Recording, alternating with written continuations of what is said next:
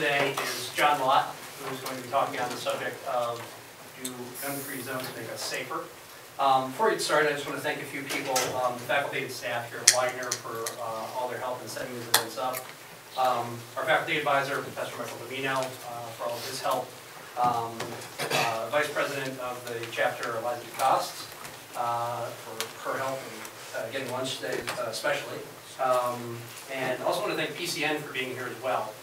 So we have two audiences, one here at school and one at home, so this will be available for viewing later. John Lott is an economist and a world-recognized expert on guns and crime. John has held research or teaching positions at various academic institutions, including the University of Chicago, Yale University, the Wharton School, the University of Pennsylvania, Stanford University, and Rice University. He was the chief economist at the United States Sentencing Commission during the 1988-1989. He is currently a Fox News columnist, and he holds a PhD in economics from UCLA. John has published over 100 articles in peer-reviewed academic journals, has written 8 books, including More Guns, Less Crime, The Bias Against Guns, and Freedomnomics. His most recent book is very timely, Dumbing Down the Courts, How Politics Keeps the Smartest Judges Off the Bench. Nobel laureate Milton Friedman noted, John Lott has few equals as a perceptive analyst of controversial public policy issues. He's been one of the most productive and cited economists in the world. From 1996 to 2000, he ranked 26th worldwide in terms of quality-adjusted total academic journal output, 4th in terms of total research output, and 86th in terms of citations. Among economics, business, and law professors, his research is currently the 25th most downloaded in the world. Would you please join me in welcoming Professor John Lott.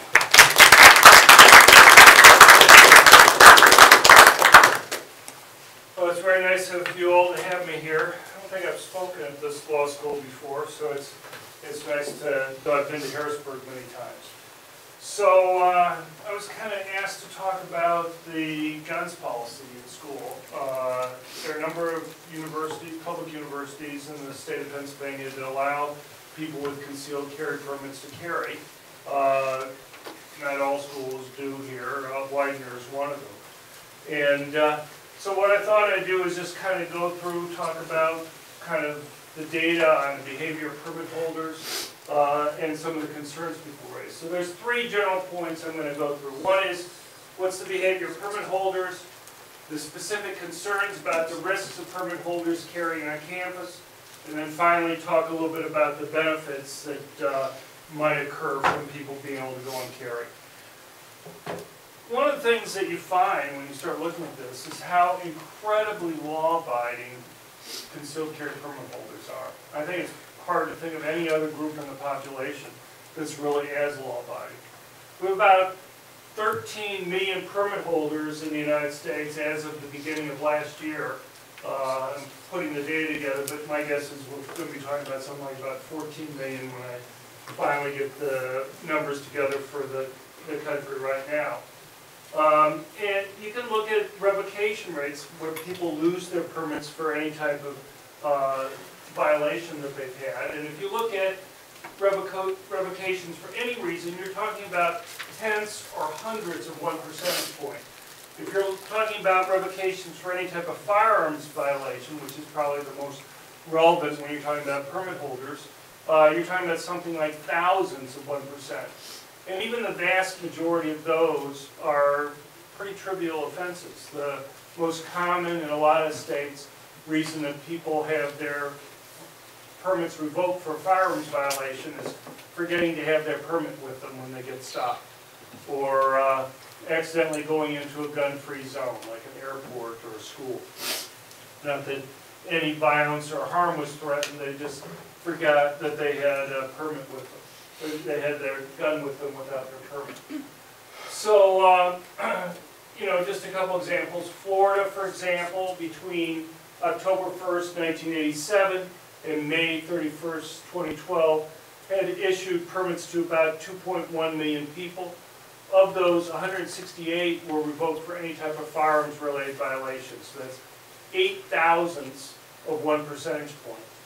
In Pennsylvania, right now, there's about 1.1 million concealed carry permit holders.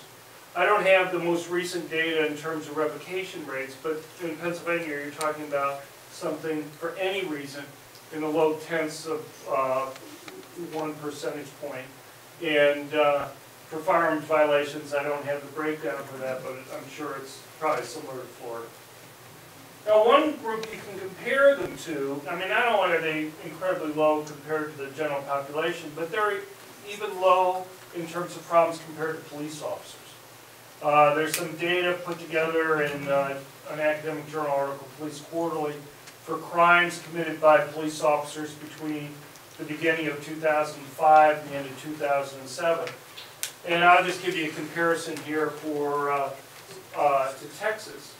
If you look at misdemeanors or felonies, so this is all types of misdemeanors or felonies, for police, you're talking about 1/10 of a percentage point. For Texas permit holders, it was 2/100ths of 1 percentage point.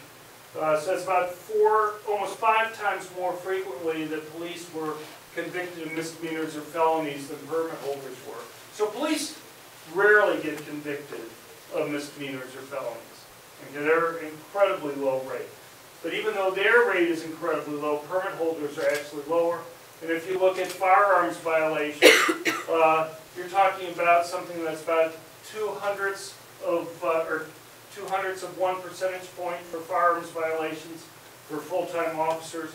And in Texas, for permit holders, it's about 3.5 thousandths of 1 percentage point. So you can see again, it's about 1/5 the rate for permit holders as it is for police officers.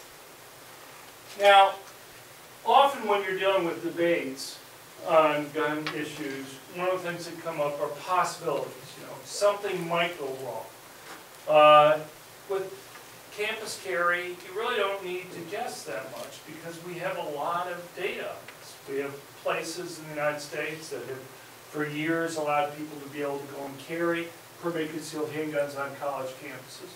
And so it's really not much to go and guess. In fact, right now, there are 12 states that mandate that permit holders be allowed to carry permit concealed handguns to varying degrees on college campuses. Kansas and Texas are not yet effective, but they soon will be. Texas in August of this year. And there are 21 states that leave it up to the individual university. Most universities in those states don't allow people to carry, but there are a number of ones that do, even very large ones. So, for example, in Michigan State allows people to be able to go and carry permit concealed handguns on college campus. Now, and even before that, if you go back to the early 1990s and prior to that, before we had the Federal Safe School Zone Act, basically the states that allowed people to carry, pretty much the universities in those states allowed people to be able to go and carry on college campuses. It's only after you kind of had the discussion about the Federal Safe School Zone Act that you started to see campuses put it into their student or faculty handbooks, barring people from being able to go and carry on campuses. It wasn't because there was a problem that had arisen. It was just kind of a general political concern at the time. So what are the types of specific concerns that we have about permit holders and campuses? Well, one of the things, if you look at legislative debates, legislative testimony on these issues, probably the most common one is the concerns about drinking and irresponsible behavior among college students. But there's a general point to make here, and that is, even if college students generally might be irresponsible, the issue is, what about those types of people who are willing to go through the permitting process? How do they compare? And I think I'll show you some data in a minute that indicates that they're extremely law-abiding. And just to kind of drive this home a little bit, I can't find one single case, and nobody that I know of has pointed to one single case where a permit holder who's been allowed to carry their gun on a college campus has committed any type of crime. And so you'd think out of all the schools, out of all the years that people have been able to do this, you'd at least be able to point to a number of crimes that have been committed. Instead, it's zero. One other type of concern is just accidents that might arise. And with all these years and places, I've been able to find 4 accidental discharges that have occurred in universities. One in Colorado, one in Idaho, one in Mississippi, one in Utah. None of those discharges were life-threatening. 3 of them actually had very trivial injuries. And for K through 12, there's also 1 accidental discharge also in Utah. Now there are a few states that you can go and get permit data by year of age and also revocation rates by year of age. And if you're looking at revocations for any reason, so again, revocation rates are very low, but I just wanted to compare it for people who are 22 and under versus 23 and above. And what you can see here, so the orange is for 22 and younger, and the blue is for people who are older. You can see in for Michigan, Nevada, and Texas, for 2 of these 3 states, the revocation rates are actually lower for people who are college age. Than it is for older people. The one exception is Nevada, but it's pretty close. So basically you have permit holders being extremely law-abiding, and it's really no different story for permit holders. Now, there are practical concerns that get raised too.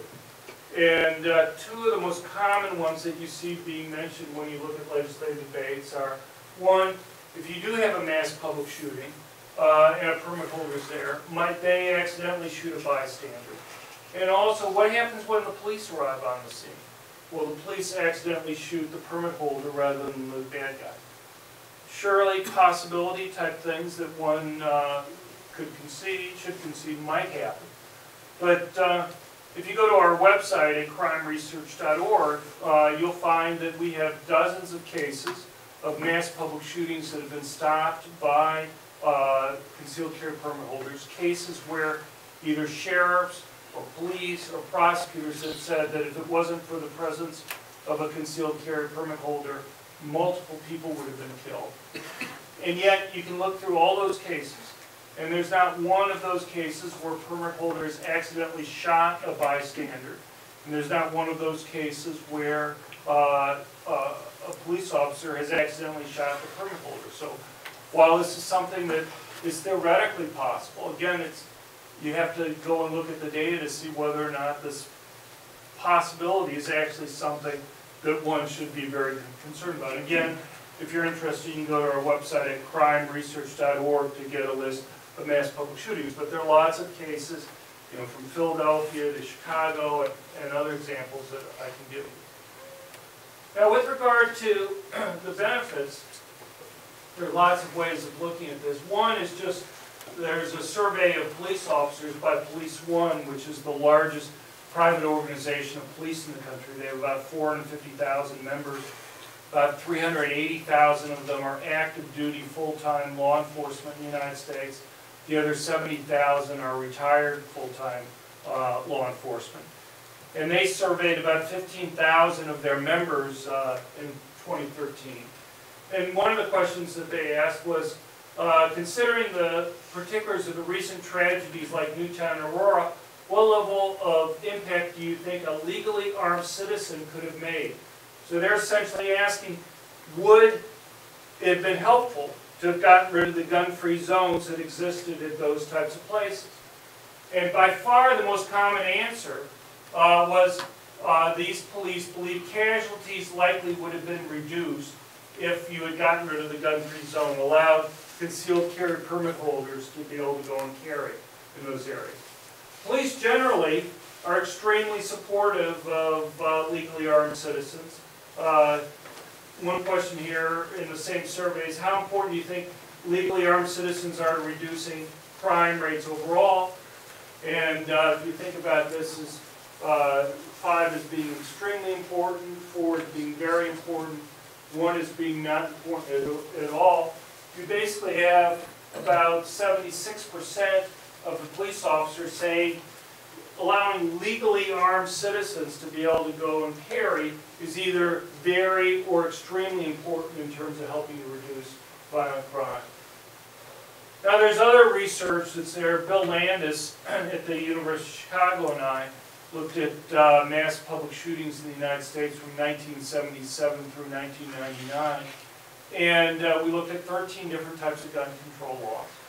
And the only one that we found that had any impact on the rate of mass public shootings was the passage of concealed carry. When states passed concealed carry laws, there was about a 60% drop in the rate of mass public shootings, and there was about a 78% drop in the rate at which people were killed or injured from these attacks. And to the extent to which the attacks still occurred, they overwhelmingly took place in those small areas within the state where people still weren't able to go and carry. A couple of interesting findings there. One is, if you compare the drop to, let's say, the drop in murder rates from people being able to go and carry concealed. When states pass concealed carry laws, you'll see about a 1.5% drop in murder rates for each additional year that people are allowed to carry, up to about 8 years after the law gets passed. Why is it so much larger for mass public shootings having impact than it is for murders generally?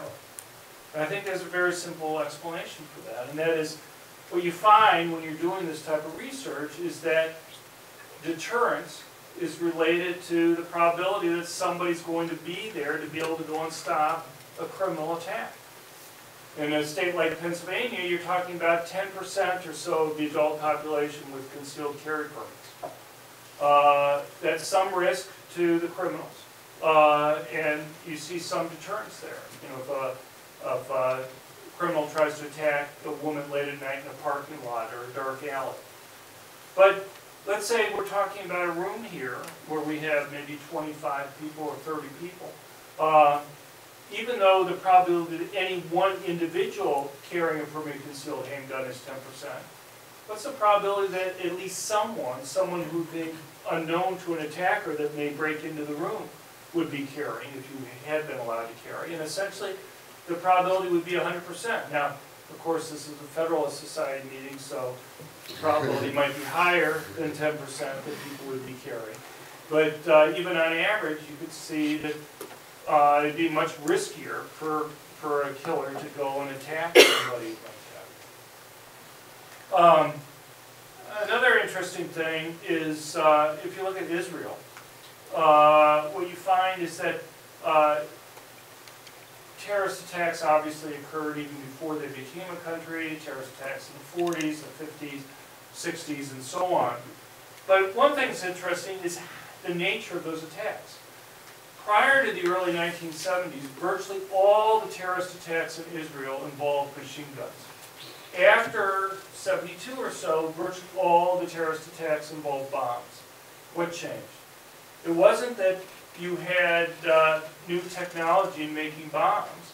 What happened is that Israel changed how it tried to stop these mass public shootings. Prior to 1972, their approach was if you had a terrorist attack, they would go and try to hire more police or put more military on the street. What they eventually realized is that terrorists have huge strategic advantages. This is true not just in Israel, but it'd be true in the United States or Europe. And that is, by being able to choose the time and the place of the attack, terrorists make it very difficult to stop.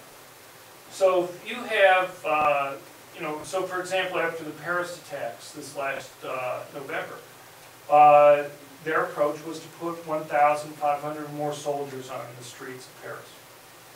Not a very useful thing.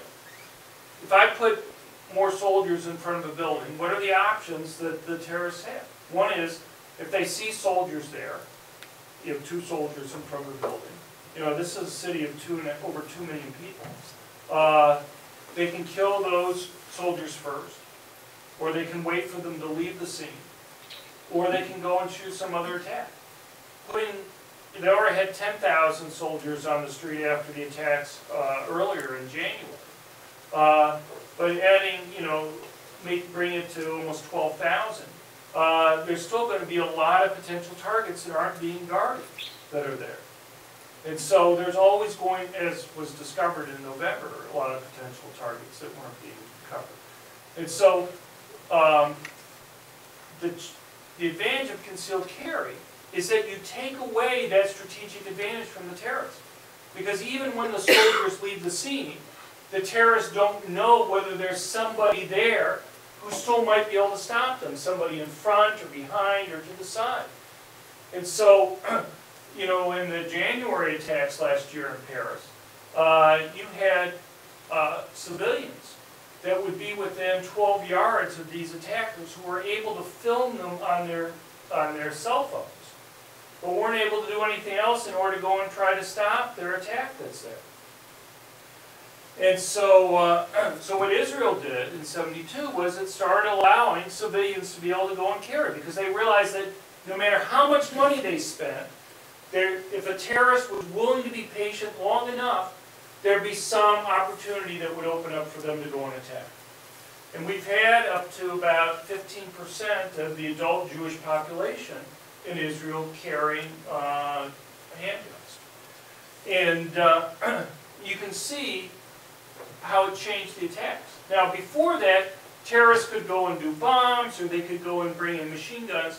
They obviously preferred very strongly to bring in machine guns, because virtually all of them were like that. In fact, when you look at the fatality rate per attack, it's lower when they were dealing with bombs than when they were dealing with machine guns. So there was a reason for what they did. But after they started allowing handguns, people to carry, they switched almost entirely to bombs. And the thing is, there's a reason for that. If I pull out my machine gun, I'm giving a chance for people to go and respond. If you read More Guns, Less Crime, there's one news report that I have in there. Shortly after the change in the rules in '72, there were 4 terrorists who attacked a mall outside of Tel Aviv during a weekday afternoon during school year. And the terrorists pulled out their machine guns, started firing. The civilians pulled out their handguns, started firing back.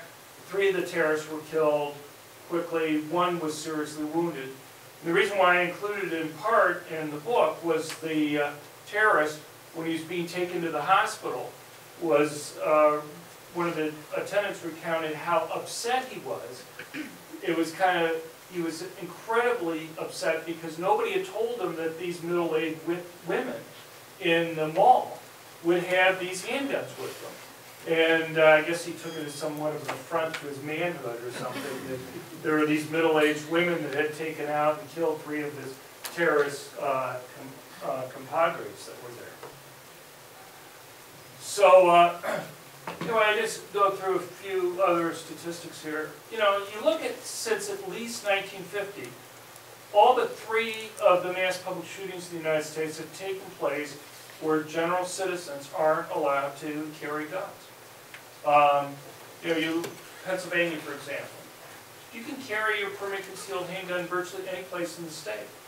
You can carry it in movie theaters and restaurants and all sorts of places. If it was random, and most right-to-carry states are like Pennsylvania, if it was random, then 98, 99% of the attacks should be taking place, public attacks should be taking place where permit concealed handguns are allowed. Instead, they keep on attacking in those tiny areas within the states where they're not allowed to be able to go and protect themselves. And Europe, all the mass public shootings in Europe, even in Switzerland where they have fairly liberal concealed carry laws, keep on occurring where general citizens aren't allowed to be able to go and protect themselves. Europe's actually had a fair number of mass public shootings. If you compare the United States to European countries, the United States ranks between the beginning of the Obama administration and the end of last year.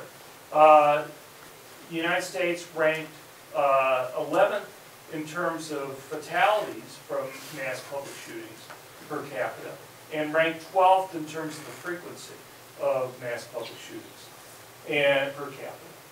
And you just compare it to France. Last year, France had about 532 people who were either killed or injured in mass public shootings. The United States, over the entire Obama presidency, from the beginning of 2009 through the end of last year, had 396. So France last year had more casualties for mass public shootings than the United States has had during the entire Obama presidency. And yet, we have a population that's more than 5 times larger than what they have in France. So if you've adjusted it in terms of a per capita rate, even if you just compared 1 year versus 7 in the United States, they would be off the charts. Now, as I mentioned before, and you can go and see at our website at crimeresearch.org, you can go through, we have the cases listed in Europe during the Obama administration in the United States, so you can compare each case. Now, one of the things, when you look at these mass public shooters in the United States, is they want to commit suicide, but they want to commit suicide in a way that's going to get them attention. And they know the more people that they can kill, the more media attention that they're going to get. In fact, when you read the diaries or listen to the videos or audios that they leave behind, it's really chilling how clearly they say, if I can only kill more people than such and such did, I can get more media attention. So for example, the Sandy Hook killer. In that case, the police said that he had basically done a dissertation. He had worked on it for over about 2.5 years, going back, looking at mass public shootings around the world, looking at the number of people killed or injured in those attacks, and then looking at the amount of media attention that they had got. And then he had put together something like a 7.5 by 4 foot Excel spreadsheet to put together all that data. And then he had graphed it out, essentially proving to himself, as if it was necessary, that the ones where more people were killed got more media attention. According to news reports, he wanted to go and kill more people than the Norway killer had killed, who, up until the Paris attacks, held the record. Ignoring the bombing deaths, because he had blown up a building downtown in Oslo, ignoring the bombing deaths and injuries, he had shot to death 67 people and wounded 110 others through gunfire. And so the Sandy Hook killer wanted to kill more people than he did because he thought he could go get more media attention. I tell you, it's very common how often they talk about it in those types of terms. So what they do is they pick targets. I would believe the reason why he picked a target involving young kids also was because he thought it could go and get more media attention that was there. But these guys know that if they pick a soft target where people can't defend themselves, they'll be more likely to kill more people than they could have otherwise, and that will help them get their goal of getting more media attention. Just earlier this month, it got almost no news coverage, but you can look it up. An ISIS supporter, I'm going to destroy his name, but Khalil Abdul Rayyan, his father had grown suspicious about his son and worried that he might be planning a type of terrorist attack. So he had gotten the FBI in. The FBI had come in and wiretapped him. And they have him in a conversation where he's explaining his plot to go and attack one of the largest churches in Detroit. And among his explanations was, a lot of people go there, plus people are not allowed to carry guns in church. Plus it would make news, everybody would have heard. So, he went into discussion on, he wanted to get a lot of media attention, but he wanted to pick a place where he knew people weren't able to carry guns because it would be easier for him to go and kill lots of people. And I can go through other cases. The Charleston case, his first target was supposed to be Charleston College, but he decided not to do it when he learned about the armed security that they had there. Last summer, we finally had the diary released from the Aurora, Colorado Batman movie theater shooter. His first target was going to be an airport. But when he investigated the amount of security there, he became convinced that he would be stopped before he could go and kill many people. The year before, you have cases like the Santa Barbara killer. If you read his 141-page manifesto, his first target was supposed to be spring break, because apparently Santa Barbara is kind of the mecca for spring break for students from across the West, and he described it as a target-rich environment. Exactly the types of young college students that he wanted to go and kill. But he went to a local library, public library, pulled up old news clips of past spring breaks and realized that there were just too many police there, that maybe he could go and kill some of the police, but that they would go and kill him before he was able to go and kill the students that he wanted to kill. Even in Canada, within just a few weeks of the Santa Barbara attack in New Brunswick, you had a guy who had, I guess for lack of a better word, comics up on his Facebook page about gun-free zones. In one of the comics, he has a victim trying to run away and kind of turned to a killer there who's pointing a gun at him, apparently killed other people. And the victim there is trying to explain to him, he says, look, guns are banned in this area. You're not allowed to have a gun here. It would be illegal for you to shoot me. And the killer has a little bubble above his head basically saying what a moron, as he's apparently pointing his gun and about ready to go and shoot the guy. So I mean, just another guy who obviously understood this notion of gun-free zones that was there. And I can go all the way back to Columbine to try to talk about it. But the thing is, there are 2 points. One is, when you read the statements, it just comes through time after time that these guys explicitly try to pick targets where they don't believe people can defend themselves. And 2, there's a lot of statistical evidence, not just from the work that Bill Landis and I did, but if you just look at these things, if these were random, you would have much greater attacks. Just speak for a minute about things like the Batman movie theater shooting. You had 7 movie theaters within a 20-minute drive of James Holmes' apartment there. Only one of those movie theaters posted signs banning permanent concealed handguns. It wasn't the movie theaters that were closest to his home.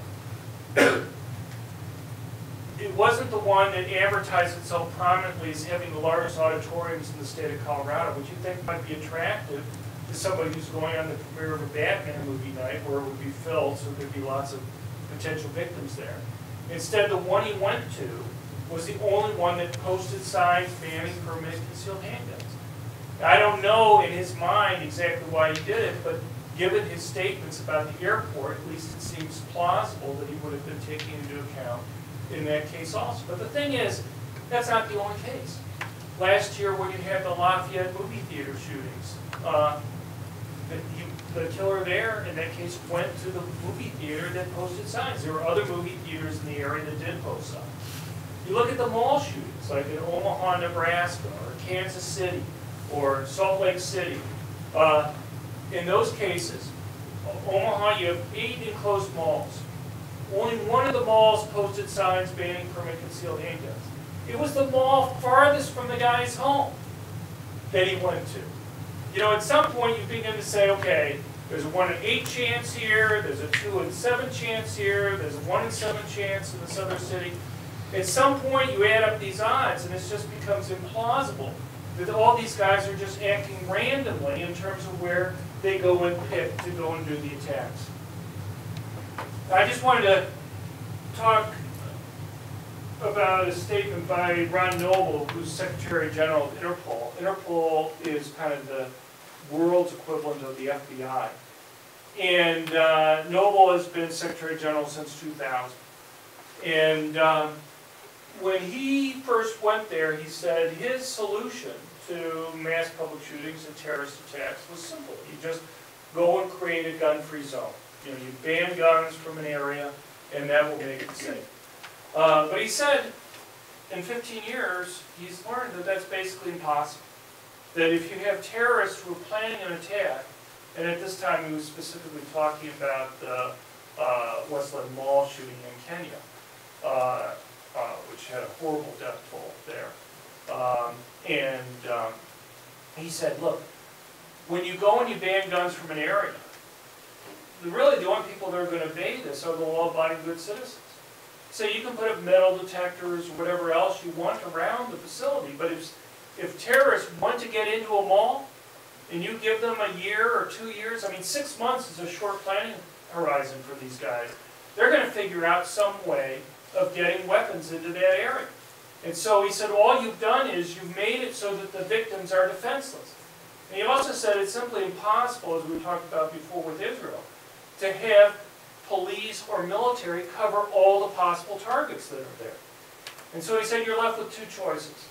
Either have a real gun-free zone, which he said is impossible, or to allow people to be able to go and defend themselves, so you're just not setting up a situation where it's the victims are disarmed and relatively, rather than making it easier for the criminals, safer for the victims, you're actually making it safer for the killers to go and do their attack.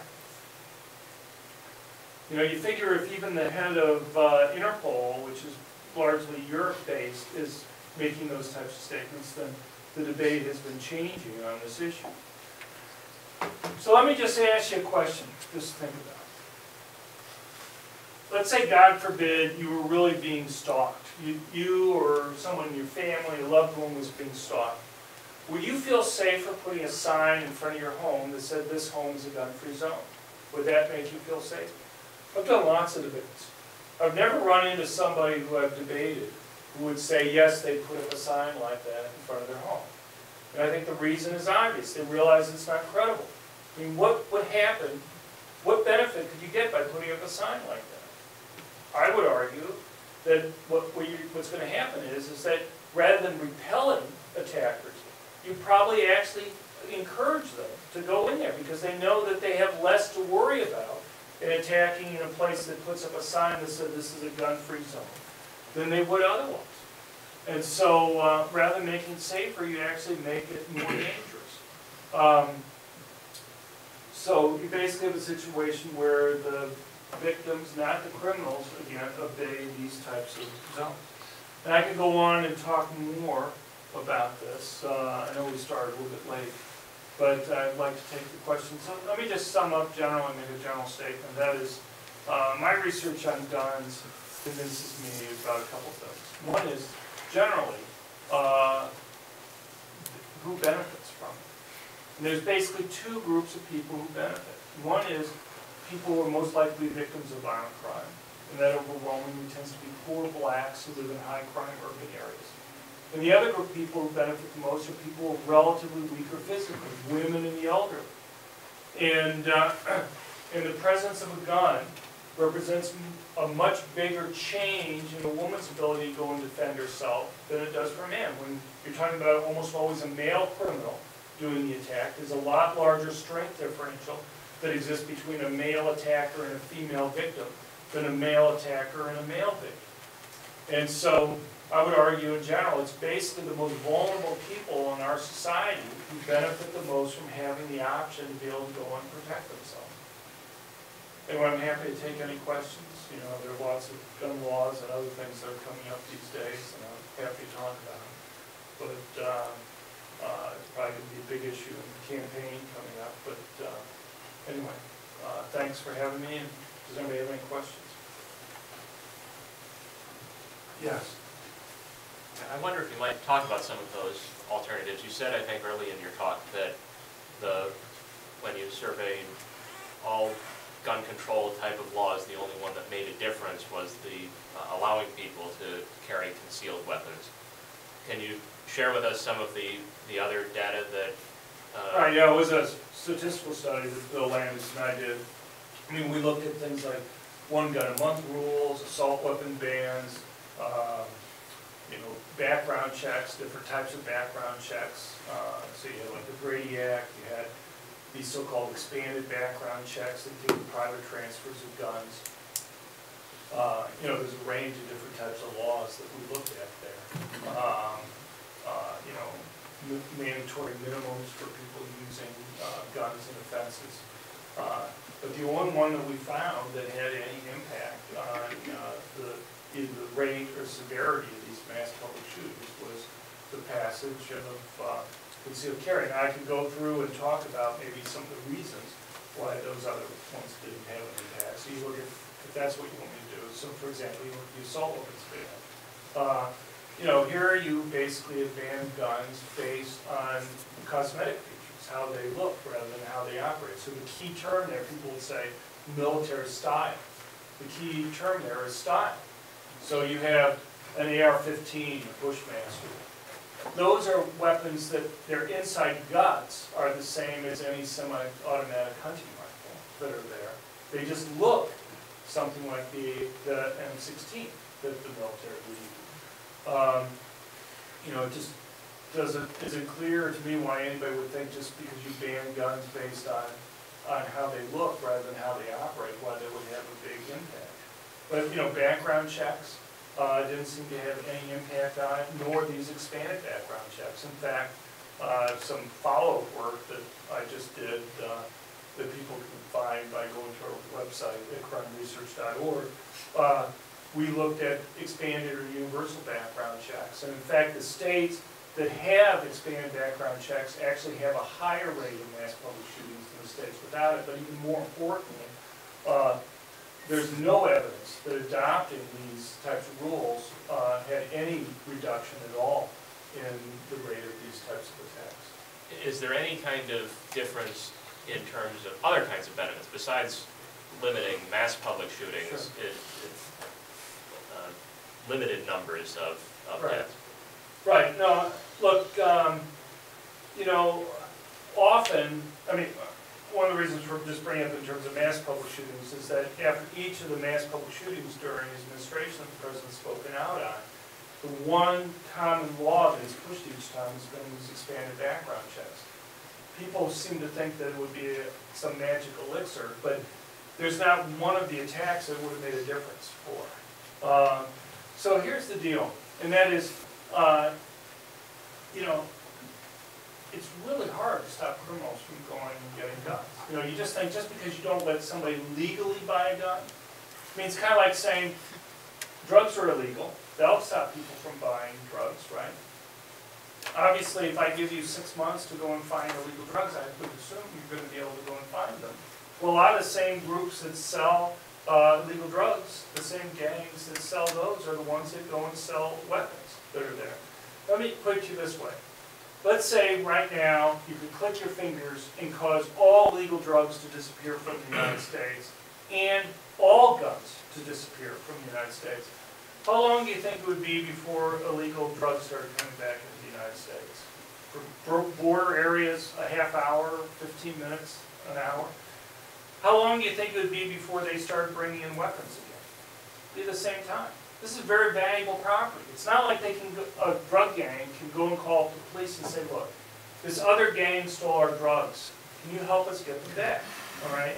Instead, what they have to do is they have to set up essentially their own military to go and protect that very valuable illegal property that they have. And so, you know, you could get rid of all guns in the United States, and you would still find they would be coming in. And most people don't appreciate how much crime is gang-related. Even the Obama administration released a report in 2009. I don't agree with it completely, because there were some assumptions that they had to make, but they argued that about 80% of crime in the United States was gang-related. And the vast majority of that was drug gang-related. And you know, you look at murders in the United States, and about 3% of the counties in the United States account for almost 75% of the murders. And even if you were to look within those cities, look at Philadelphia, for example, it's not like the murders are evenly spread out there. Even in those areas, they're very heavily concentrated within a few areas. And so, you know, a lot of that is either directly or indirectly related to drug gangs. So the notion that somehow background checks would stop drug gangs from going and getting guns and doing the types of violence and crimes that they do, this isn't very serious that's there, or stopping other people. And when you talk about these mass public shootings, one of the things that, and that's for crime generally, and when you're talking about these types of mass public shootings, 6 months is a short amount of time for these people to go and plan these things. So a lot of the recent discussion has been on mental health type issues. I'll make 2 comments on that. One is, about half the mass public shooters have actually were seeing mental health professionals before they engaged in their attacks. And not in one single case did any of those mental health professionals deem those individuals as a danger to others. So it's very hard. I mean, these are rare events that happen. It's hard for mental health professionals to go and identify. In fact, there's a whole literature in academic psychiatry about how difficult it is for them to go and identify those individuals. The second issue is, if you really believe that somebody is a danger to others, simply saying you're not going to let them legally obtain a gun doesn't seem like a very effective way of making sure that they're not going to go and get a gun. If you really believe that somebody is a danger, then maybe something to think about is actually institutionalizing it to some extent until you no longer believe that's the case. But given how long these guys plan these attacks in advance, it's not just saying we're not going to let you legally obtain weapons isn't going to be very effective to go in and stop you from doing it. Yeah, and I'll just make one other general point, maybe two. You have, if you look at background checks, one of the frequent comments that we hear is that, well, there have been 2.4 million prohibited or dangerous people who've been prevented from buying guns because of background checks. That's simply a lie. What they should say is there have been 2.4 million initial denials. There's a huge difference between saying an initial denial and somebody who was actually prohibited was stopped. So I'll give you an analogy. The late Senator Ted Kennedy, there were 5 times where he was stopped from flying because his name was on the no-fly list. Would President Obama count that as 5 times we stopped a terrorist from flying? Presumably not. But that's the way they count them with regard to the Brady background checks. And the fact is, virtually everybody who gets stopped is a false positive. If you look, the last year that they released the full report on the annual NICS checks was in 2010.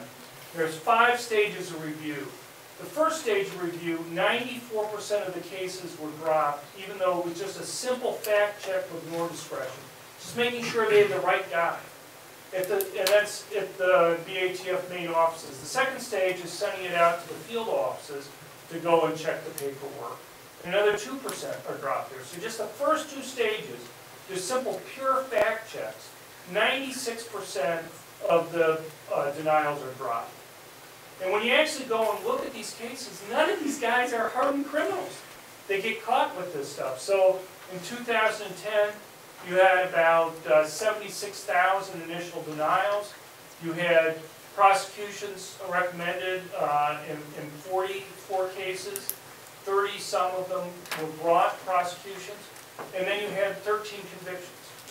And the types of convictions you have are going to be some guy who 40 years earlier had gotten into a fist fight in his front yard with his brother, had pleaded guilty to a misdemeanor domestic violence type case, and he claims he didn't realize it was a covered offense. The prosecution argues that there's no way he could have forgotten this case.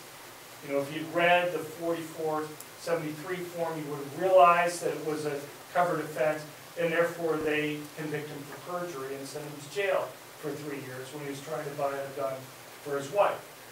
And so, you know, those are a lot of the cases. That may be extreme, but you may have cases 20 years old or something like that that the guy claims that he didn't realize was covered. These are not big criminals that are there. And so the point is that, you know, it just isn't stopping. What does happen, and the negative effects of these laws are never discussed, is that one is, when you're talking about 2.4 million initial denials, some of those people may really need the gun quickly for self-defense. So that's a bad thing. The other thing is, in D.C., it adds $125 on the cost of getting a gun. In some states, like Washington State, it may only add $60 on. That may not stop you or I from being able to buy a gun, but for people that my research indicates benefit the most, poor blacks who live in high-crime urban areas like D.C., making them have to pay essentially a $125 tax to go and obtain a gun, may make a real difference between whether or not you can obtain it or not. I could go on for an hour about background checks, but it's just, but anyway, I hope I answered your question. Yes? When I went through the process of getting a gun for home defense, I have a 2-year-old daughter, and people in my family who are against it often raise 2 arguments against it. One was my daughter or someone in the house getting a hold of the weapon and discharging it, harming herself or someone else in the house. And the other was if possessing a gun and a criminal broke into our house and you brandished your gun, it would encourage the attacker to engage in a shootout with me. So what would your thoughts be on those? No, those are 2 quite common things, and they're both extremely misleading. You can go to the Centers for Disease Control website, their so-called Wickers report, and in 2014, the last year that they have the data available for, you'll find for children under age 10 in the United States, there's about 30 accidental gun deaths. Now, it's 30 too many. It'd be better if it was 0. But when you consider that about 45% of Americans live in homes that have guns, it's pretty hard to think of any other item that's as commonly owned in American homes that has as few accidental deaths are associated with it. Plus, in past research that I've done, you know, we have this image of a young child getting a hold of a gun and firing it. About 60% of these cases actually involve an adult male who's in his mid to late 20s who's accidentally firing a gun.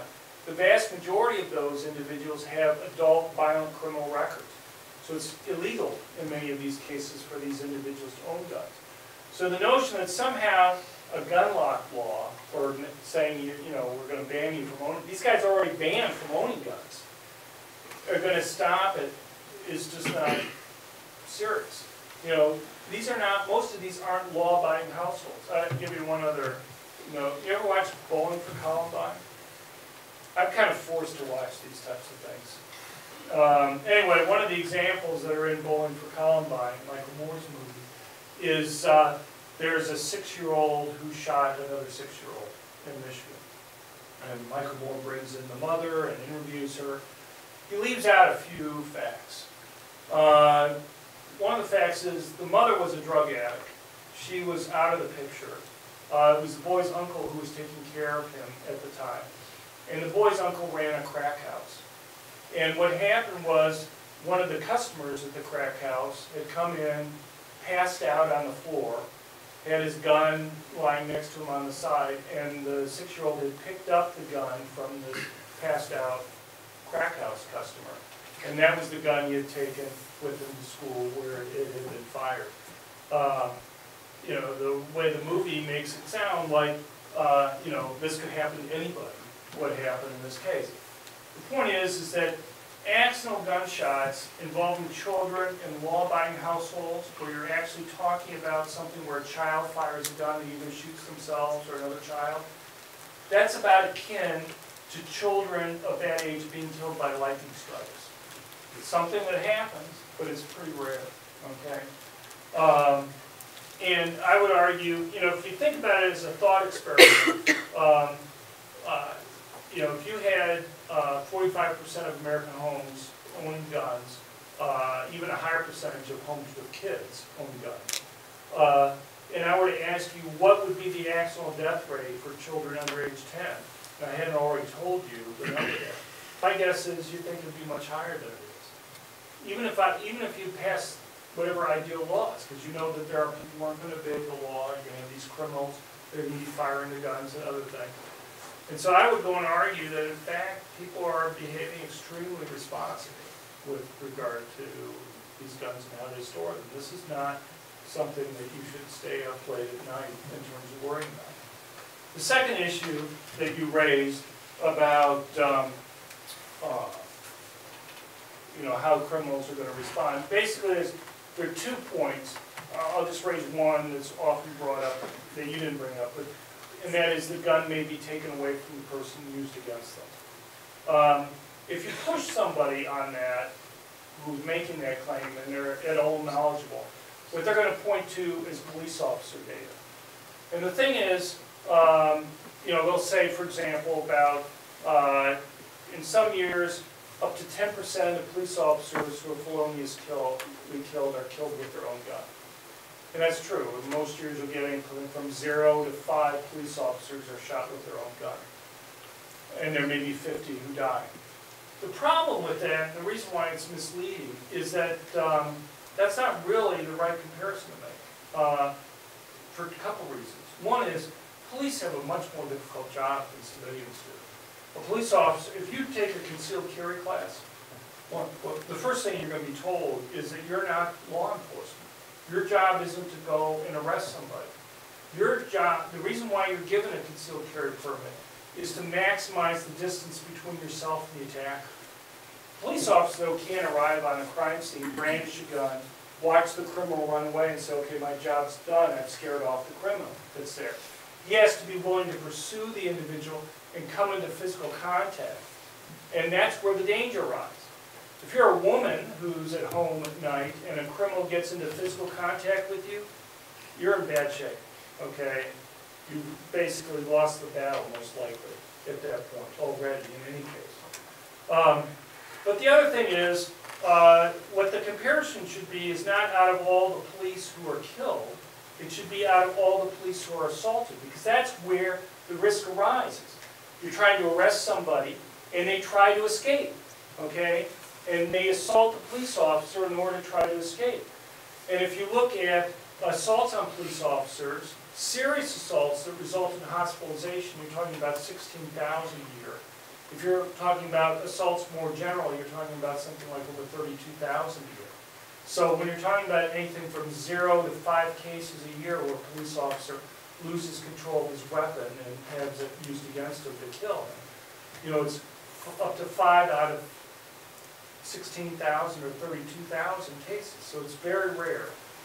Now the other issue about how they're going to respond, you know, it's interesting, there's actually research that's done, and again you can find a list of studies that are done on concealed carry laws at our website at crimeresearch.org. But well, there's some studies done by academics that basically find that when you have concealed carry laws, criminals are actually less likely to carry. You see, crimes by criminals with guns actually fall more than crimes committed in other ways by criminals. When they run into a victim who might be carrying, they're less likely to carry because they know they may be more likely to be shot. If they go and bring out a gun versus a civilian that has a gun, there's a greater chance that they're going to be shot than if they don't have a gun. So they actually become less likely to carry at that point. And so anyway, that would be my response to this. John, thanks so much. We've got some people who need to get back to class, but let me just wrap up here real quick and just say, for those of you who are interested in learning more about anything that John has talked about, you can visit the Crime Prevention Research Center at crimeresearch.org, and that address has the brochures that you have today. If you all will join me in thanking Professor Lott.